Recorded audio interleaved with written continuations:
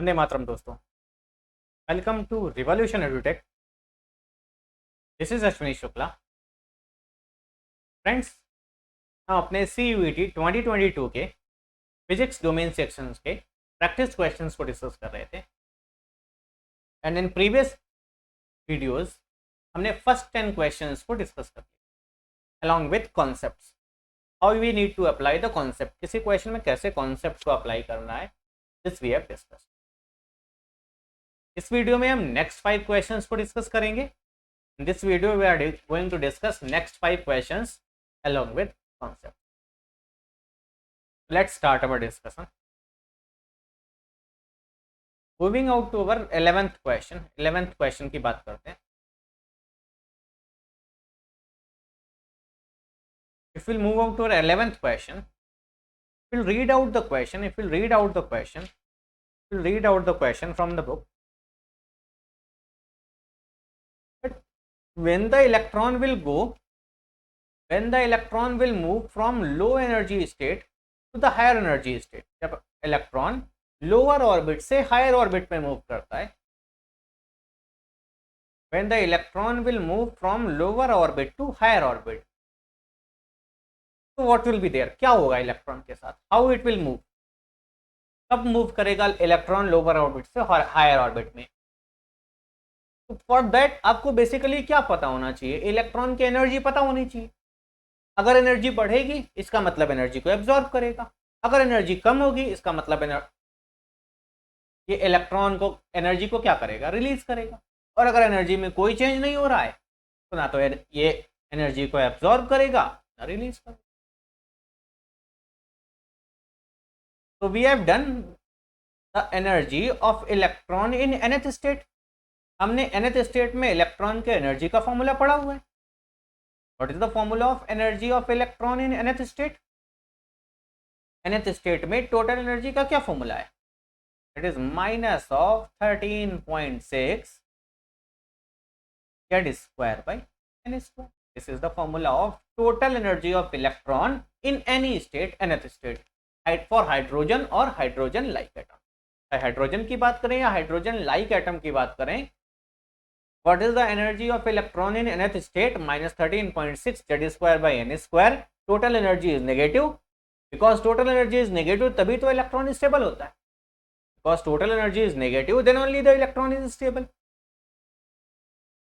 now what the question is saying, if the value of n will increase, अगर n की value increase करेगी तो what about this? so what about the total energy? if the n will increase, we know this total fraction, because n denominator में है, ये total fraction क्या करेगा? Decrease करेगा। बट साथ साथ में यहाँ पे क्या लगा हुआ है? एक नेगेटिव साइन लगा हुआ है। और नेगेटिव में जब भी कोई मैग्नीट्यूड डिक्रीज करता है, means what you can say about energy, का मतलब एनर्जी क्या कर रही है इलेक्ट्रॉन की? जो इलेक्ट्रॉन की टोटल एनर्जी है वो क्या कर रही है? इंक्रीज कर रही है। और इलेक्ट्रॉन की टोटल एनर्जी कब इंक्रीज करेगी? When the electron total energy will increase, जब वो एनर्जी को क्या करेगा? एब्सॉर्ब करेगा। अभी इलेक्ट्रॉन आपकी एनर्जी कब इंक्रीज कर सकती है? जब आप एनर्जी आपको कहीं से मिलेगी। जब तक आप कुछ एनर्जेटिक कंज्यूम नहीं करेंगे तब तक आपकी एनर्जी कैसे बढ़ जाएगी? तो इलेक्ट्रॉन की एनर्जी कैसे बढ़ेगी? जब तक वो एनर्जी को एब्सॉर्ब नहीं। तो whenever the electron will move from lower energy state, lower state to higher state, अगर हायर स्टेट में जाएगा इलेक्ट्रॉन तो उसकी एनर्जी भी क्या करेगी? हायर होगी, बढ़ेगी। और एनर्जी बढ़ने के लिए एनर्जी को क्या करेगा? I hope this will help. Moving to the next question, question number 12 की बात करते हैं। क्वेश्चन नंबर 12 की बात करते हैं। क्वेश्चन नंबर 12 की बात करते हैं। If we read out the question, it is asking about the minimum energy, minimum energy for excitation, minimum energy for excitation। it is asking about the minimum energy for excitation। कितनी minimum energy की requirement होगी कोई भी electron excite करेगा? कहां से? From the ground state. तो कोई भी एटम को मिनिमम कितनी एनर्जी की रिक्वायरमेंट होगी कि वो एक्साइट करेगा at least. What is the minimum energy electron will require to excite? अब अगर इलेक्ट्रॉन ग्राउंड स्टेट में है, n इज इक्वल टू 1 में है, तो कहाँ मिनिमम एनर्जी करके जा सकता है, मिनिमम एनर्जी एब्जॉर्ब करके कहाँ जा सकता है, n इज इक्वल टू 2 पे जा सकता है, क्योंकि 3 पे जाएगा तो ज़्यादा एनर्जी और रिक्वायर्ड होगी। आपको अगर ग्राउंड फ्लोर से फर्स्ट फ्लोर पे जाना हो तो कम एनर्जी की रिक्वायरमेंट होगी, और अगर सेकंड फ्लोर में जाना हो तो ज़्यादा एनर्जी की रिक्वायरमेंट होगी। तो मिनिमम कब रिक्वायरमेंट होगी, when the electron will move from n is equal to 1 to n is equal to 2, और वो एनर्जी होगी कितनी, एनर्जी डिफरेंस के बराबर। कितनी एनर्जी की रिक्वायरमेंट होगी, एनर्जी डिफरेंस के बराबर। n इज इक्वल टू 1 पे अगर एनर्जी E1 है, n इज इक्वल टू 2 पे एनर्जी अगर E2 है, तो इलेक्ट्रॉन को कितनी एनर्जी की रिक्वायरमेंट होगी। If the energy at n is equal to 1 is E1, energy at n is equal to E2, then what is the energy electron will require, equal to minimum energy is equal to energy difference, that is कितनी energy की requirement होगी, E2 minus E1। And what is the energy, और electron की energy होती कितनी है in nth state for hydrogen atom या for any atom 13.6, Z square by n square. और हाइड्रोजन एटम के लिए जेड की वैल्यू कितनी हो जाएगी 1, that is we can write energy in nth state will be minus 13.6 upon n square।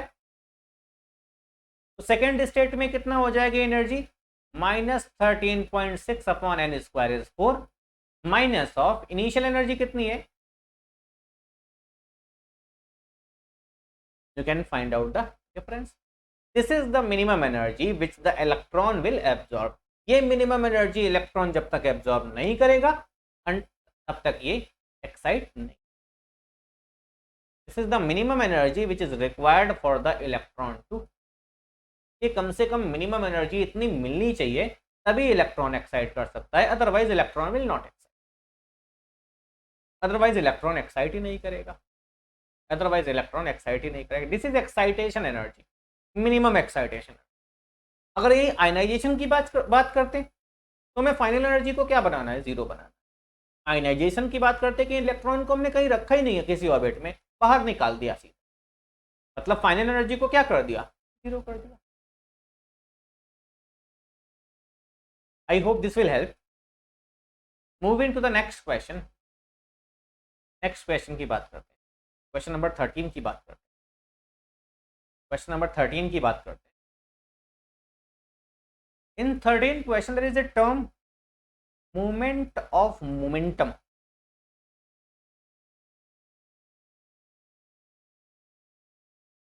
जब भी मूवमेंट की बात करते हैं, मूवमेंट इज जनरलाइज टर्म, आप मूवमेंट किसी का भी ले सकते हैं। Movement of force is torque, movement of linear momentum is angular movement,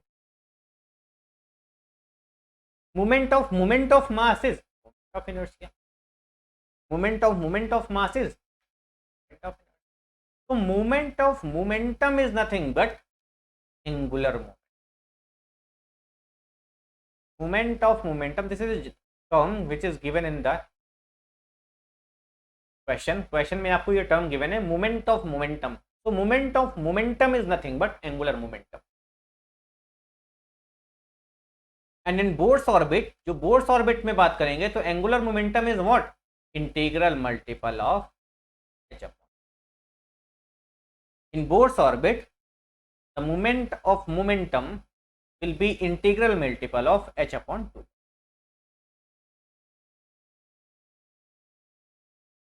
Moment of momentum will be integral multiple of h upon 2। अब जिस ऑर्बिट में आपको पूछ रहा हूँ, फर्स्ट ऑर्बिट में पूछेगा तो n is equal to 1, second में पूछेगा तो n is equal to 2, third में पूछेगा तो n is equal to 3, where n is what, number of orbit. n कितना है, नंबर ऑफ ऑर्बिट।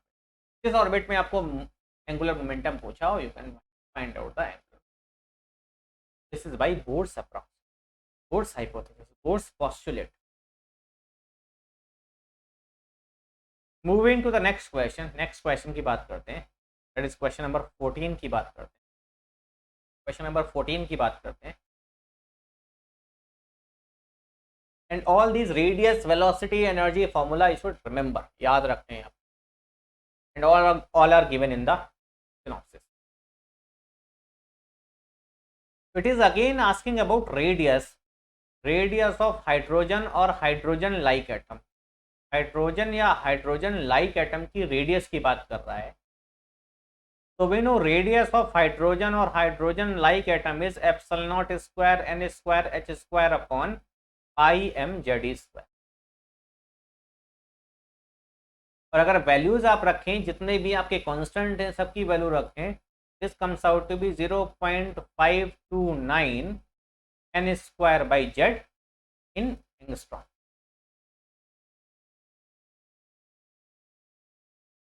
तो अगर आपको नंबर पता है, एटॉमिक नंबर पता है कि किस एटम की बात कर रहे हैं, हाइड्रोजन की बात कर रहे हैं या हाइड्रोजन लाइक एटम की बात कर रहे हैं, तो if you know the atomic number and if you know the orbital number, किस ऑर्बिटल की बात कर रहे हैं, you can find the radius.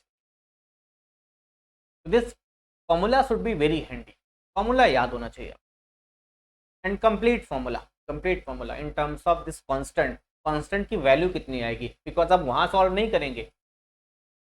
that if you write the value of epsilon naught is of the order of 10 to power minus 12, h भी रखेंगे 6.6 into 10 to power minus 34, पाई की value mass 9.1 into 10 to power minus 31 और e की value रखेंगे।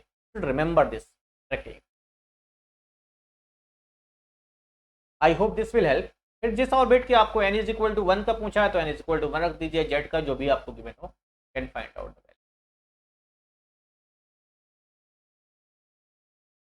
Moving out to the next question, question number 15 की बात करते हैं। क्वेश्चन नंबर 15 की बात करते हैं।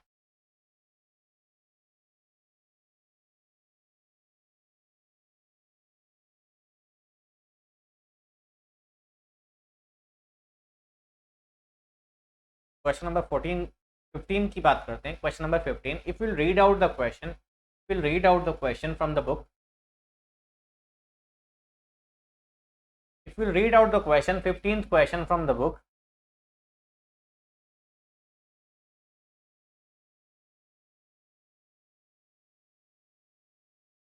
if you read out, अगर आप क्वेश्चन को रीड करें, if you read out the question, mostly everything is given in question, आपको आंसर भी लगभग क्वेश्चन में ही गिवन है।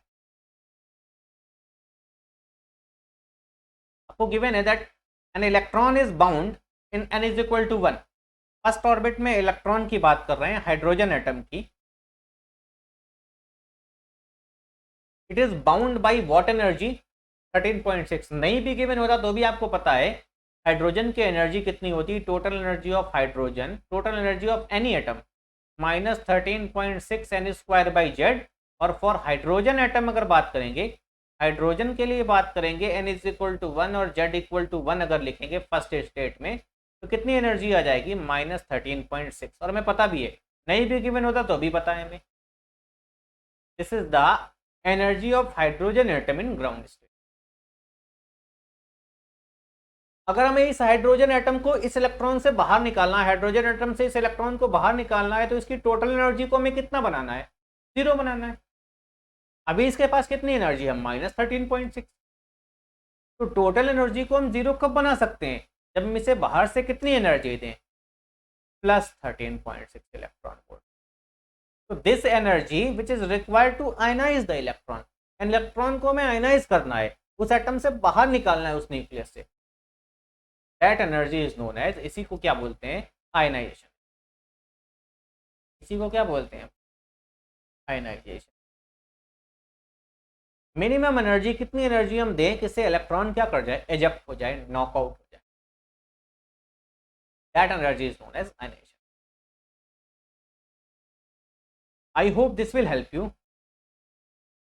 If you like this video, do like and share this video and subscribe my channel. I hope this will help you. Thank you. Jai Hind. Vande Mataram.